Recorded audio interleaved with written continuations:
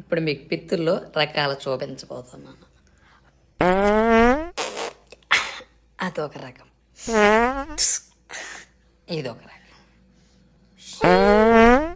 ఇదొక రకం, ఇదొక రకం. అత్తవారింట్లో అల్లుడు పిత్తాడు చూడు, వినబడకుండా ఇదో రకం.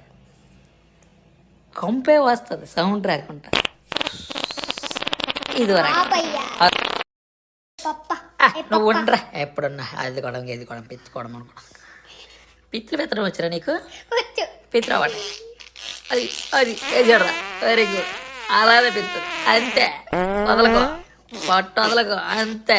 ఎయ్ పప్పు తిన్నావేట్రా, కంపు వస్తుందా? సౌండ్తో పాటు కంపు కూడా వస్తుంది, అది అలా ఉండాలిరా.